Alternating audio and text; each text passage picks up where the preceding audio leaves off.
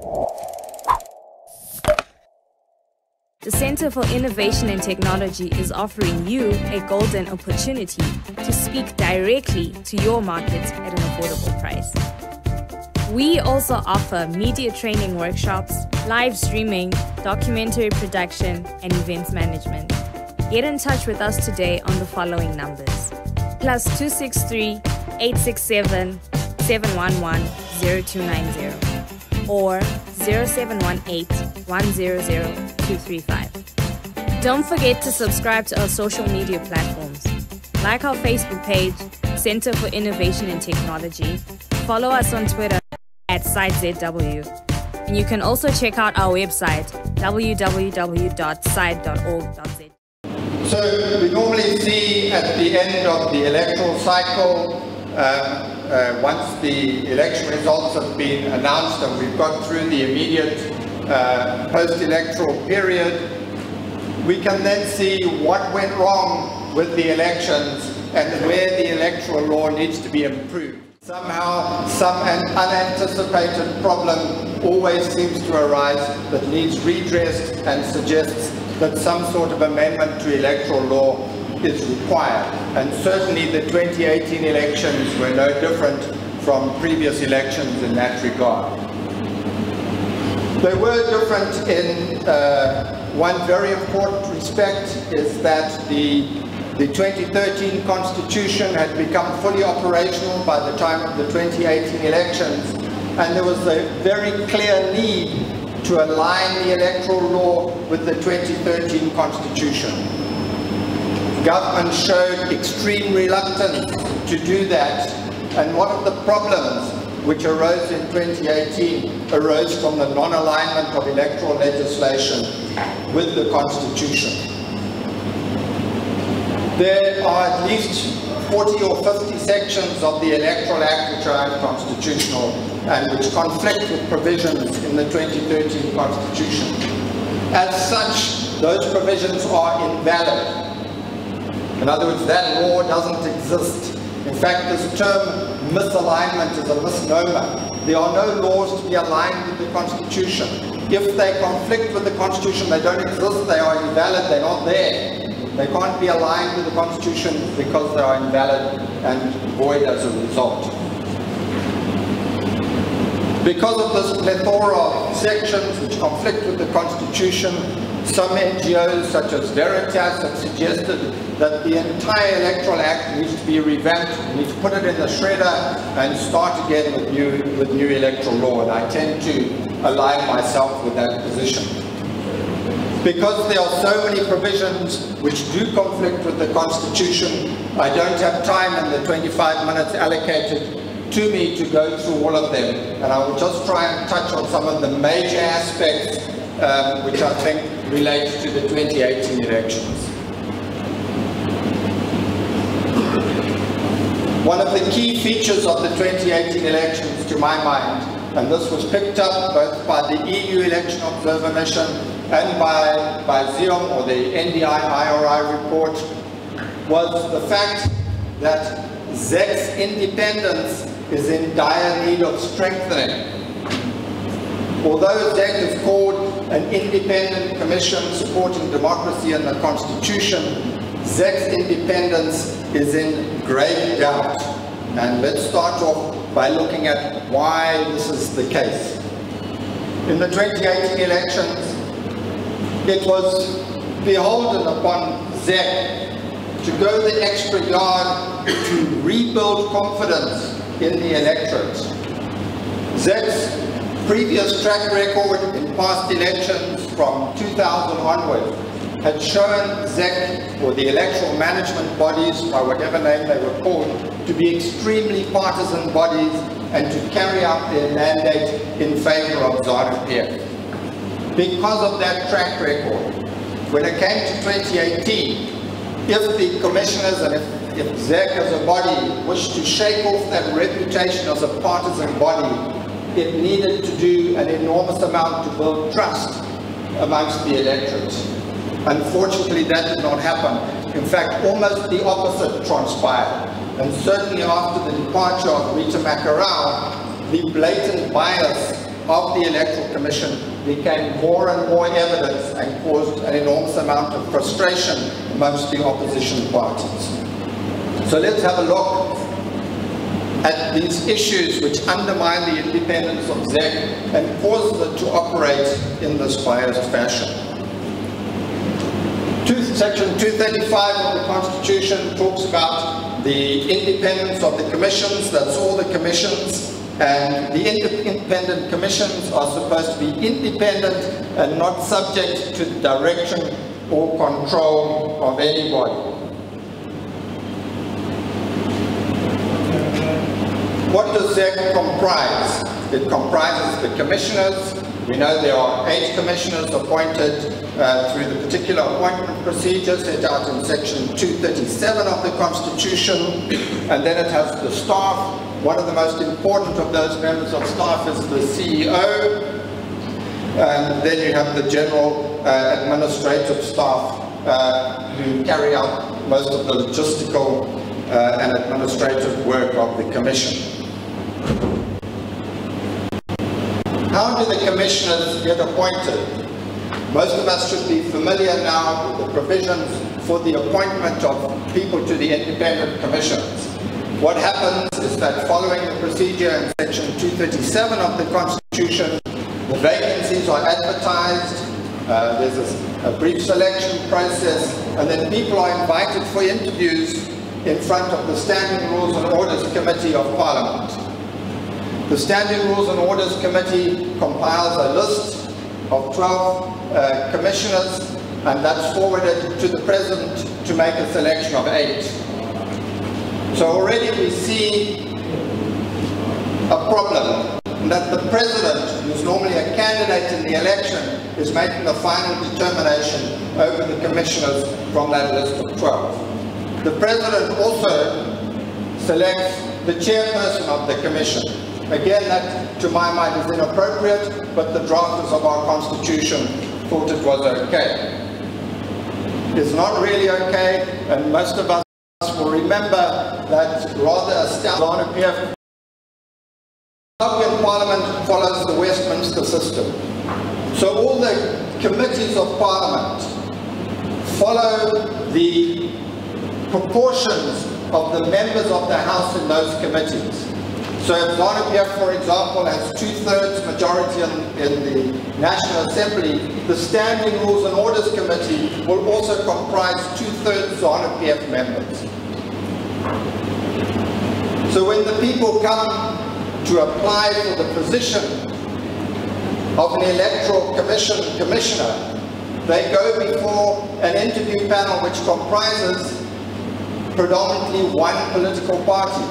And of course, that political party is going to ensure that the people who are put on that list of 12 that goes to the President are candidates that are favorable to them, who they see will run the commission to ZANU-PF's advantage. And from where I've been sitting and I watched the interview process for 6 of the commissioners before the 2018 elections, and candidates were selected who were basically not going to rock the boat. The Electoral Commission is run predominantly by the administration staff and not the commissioners.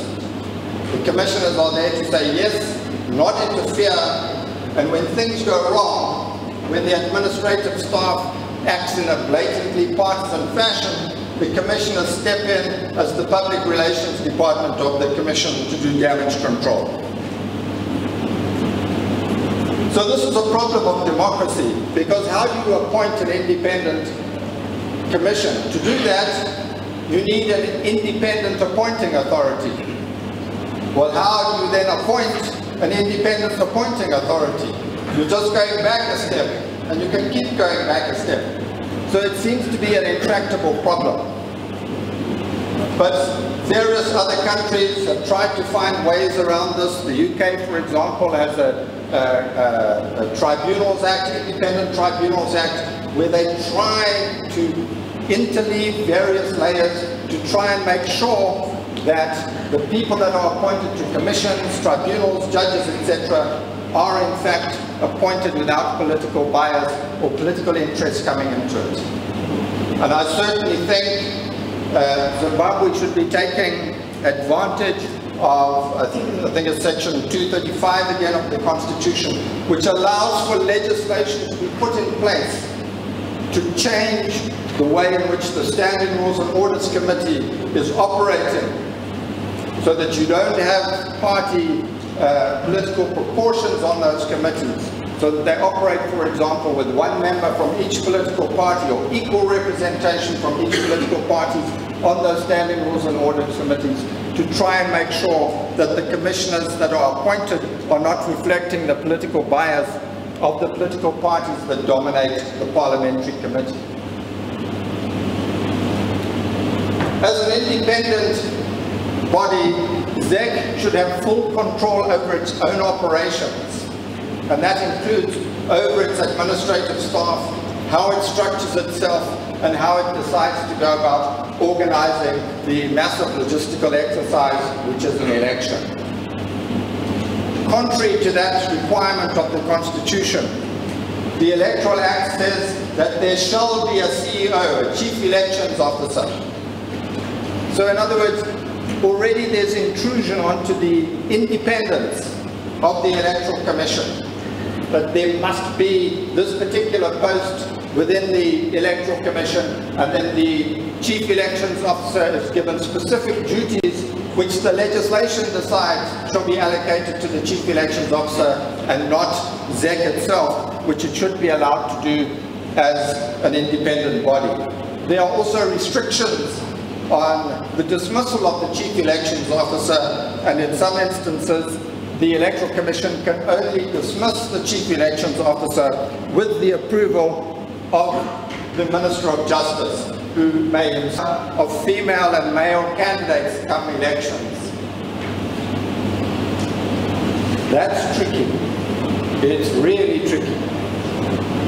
Because I think when women activists and NGOs put forward this suggestion about a law which requires political parties to have gender parity in their candidates, they need to couple that with some suggestions as how on earth you are going to do that, and how you're going to do that without violating other provisions of the Constitution.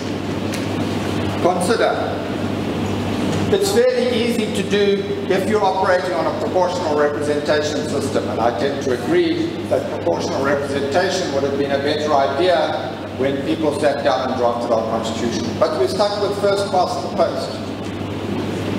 If in the 210 seats, 105 of those are going to be women, how does the political party decide which constituency is going to have a female candidate? Because the male sitting MP for a particular political party seat is going to say, sure, I'm fully in support of this, but do it in that guy's constituency, not in mine. So you can cause all sorts of political tensions around this gender parity idea. And we've seen the gender parity being used as a political weapon in another well-known political party who introduced a provision about vice presidents, and that one vice president should be a woman. It was clearly being used as a political weapon. So you could have, for example, that the MP in a particular constituency must be a woman, and that requirement can be used as a political weapon against a powerful political candidate in that constituency. So how do you deal with these particular problems? One way to deal with it, I'm just tossing out suggestions, is that you have your primaries. If a woman wins the primary in that constituency, well and good. The rest of the constituencies, you're going to have to put them in a hat and pull them out the hat and say, the next constituency is male, the next constituency is female, etc., and divide it up that way. I don't know. But some mechanism like this might need to be done to deal with this gender parity provision. I really don't know how it can be implemented. But there are constitutional problems as well. Oh, sorry, I'm going the wrong way. So, Section 67 of our Constitution, political rights. Every Zimbabwean citizen who is over the age of 18 years of age has the right to stand for election for public office. Can we now say, oh no, but you can't, you're a male. You don't have the right to stand for political office in this constituency because you're male. Is that a violation of the Constitution? Maybe you can get around it and say, yes, you can stand as a male in this constituency, but not for our political party. You'll have to stand as an independent because we've decided as a political party that this seat is reserved for women. Every Zimbabwean has the right to make political choices freely, but now a voter is being told, sorry, you can't vote for a man in this constituency. You don't have free choice there. You have to vote for a woman in order to establish gender parity. Is that a violation of the Constitution? I would suggest not, for more or less the same reasons that I gave on the other example. So let's have a look at our gender equality and anti-discrimination legislation. This is from the Constitution. Read carefully section 56, subsection 2. I hope this is not too technical stuff. As a lawyer, I sort of eat this for breakfast, so it's not a problem for me. So women and men have a right to equal treatment, including the right to equal opportunities in political spheres.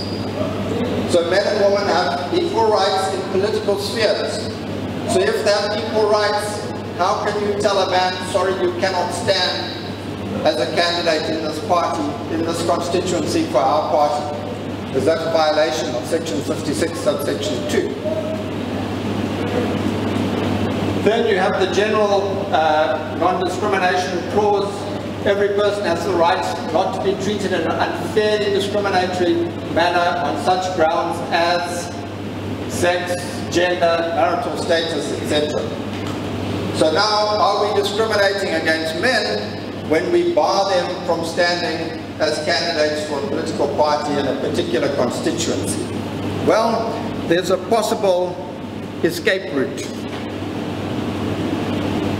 A person is treated in a discriminatory manner if they are subjected directly or indirectly to condition or restriction to which other people are not subjected.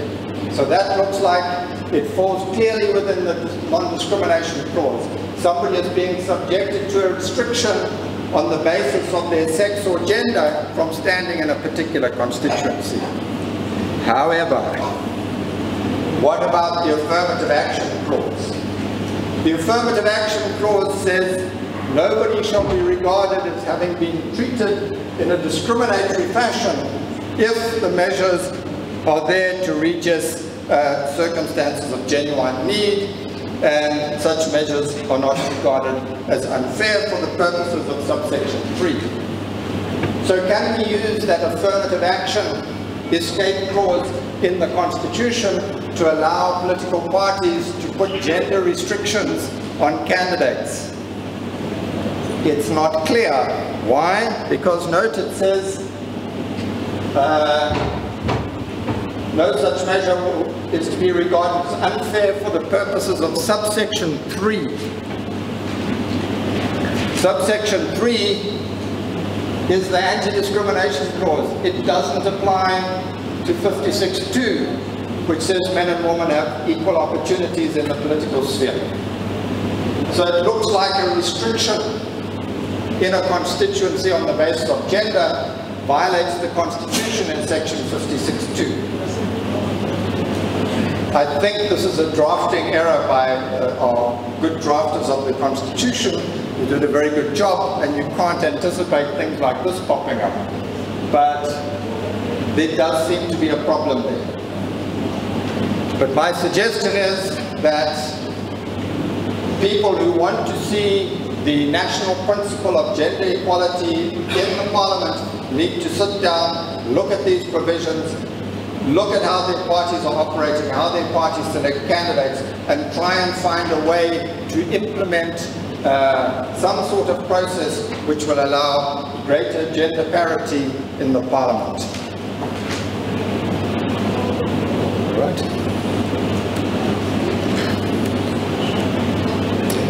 Right.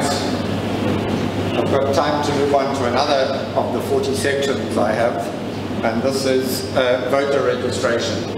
Voter registration and the voter's roll is a perennial problem in Zimbabwean elections, in most elections where you don't have democratic processes fully fulfilled. And we anticipated that voter registration and the voter's roll would be a problem again in 2018, and so it came to pass. Certainly we had the BVR process implemented, which was beset with numerous problems. Was one of the areas in which ZEC displayed its blatant bias. But we had a voter's roll, which even though the deduplication process does not seem to have been done properly, I think we had a voter's roll which for the first time, and perhaps the only time, was reasonably accurate for our elections. So that is certainly one of the positives and steps forward in our elections when compared with the past. As I mentioned, this problem of proof of residence, and it's a personal bugbear of mine, and it had me banging my head on the desk for at least 15 minutes when I saw the regulations come out from ZEC, which dealt with the issue of proof of residence. The NGOs and the political parties, or the non-ZANU-PF political parties, I should say, really dropped the ball on this one in a most astounding fashion. In 2013, it's very clear that there was massive bias in the registration process. And if you looked at the voters' roll, the vast majority of registered voters resided in ZANU-PF strongholds. Even if MDC had got a full turnout in 2013, they would have lost the elections because they simply didn't have their voters on the voters' roll. And one of the ways in which their voters were kept off the voters' roll in 2013 was through the proof of residence requirements. If you're a voter living in a ZANU-PF rural stronghold, you just get the chief to sign a little letter to ZEC which says, yes, this guy lives under my jurisdiction, and off it gets sent to ZEC and stamp, and you're on the voters' roll. As the Herald itself said, voter registration as easy as ABC in rural areas. If you're an urban dweller, it's an entirely different kettle of fish. You've got to jump through hoops and climb over obstacles and pull through broken glass and get scratched on barbed wire to get on the voters' roll. We remember in 2013, Morgan Shangarai took 3 hours to get his kids onto the voters' roll. The proof of residence acts as a gatekeeping mechanism. And we had conferences in this very venue about the proof of residence issue and why it should be done away with. There is intensive lobbying, I understand, behind the scenes to try and persuade ZEC to drop this proof of residence requirement. It is unnecessary. The person making the claim for registration, when they fill in a form, they put their address on the form, and they are subjected to up to 2 years imprisonment if they put a false address on that claim form. All that is required is to enforce that provision.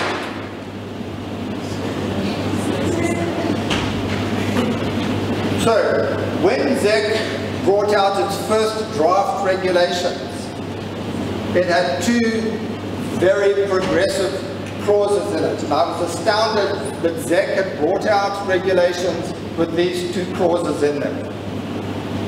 One was, it did away with the proof of residence requirements. You didn't need to prove residence to register as a voter for purposes of the BVR that is in the draft regulations. The other very important provision, which takes me off my subject a little bit, but the other very important provision was a suggestion that people with disabilities declare that disability at the time of registration. This second provision was an extremely progressive provision. What it meant, for example, is that if somebody had registered as a voter and there was next to their name on the voters' roll that they were sight impaired, hearing impaired, or needed wheelchair access, etc., or that they were illiterate, people looking at the voters' roll could see those disabilities. So, if somebody on election day, as happened in 2013, who happens to be the headmaster of the local school, arrives at ZEC and says, I'm illiterate, then either you need to phone the Minister of Education, or you know the guy's lying, because you can see on the voters' roll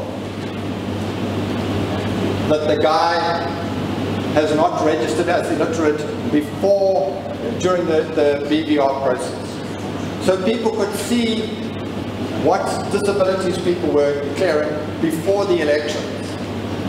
This would have helped ZEC enormously with its logistics, because we have polling station-based voting. So ZEC could have looked at the voters' roll and said, we've got 4 people here who need wheelchair access, and they could have set up the polling station accordingly. Whereas in the other polling station they say, we've got nobody here with wheelchair access, we save money, we don't have to set up these particular provisions to help people with disabilities. So it was a win-win situation.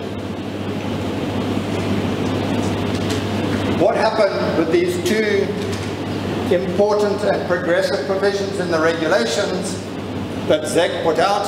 Remember, the regulations have to go to the Minister for approval. And off they went to the Minister for approval.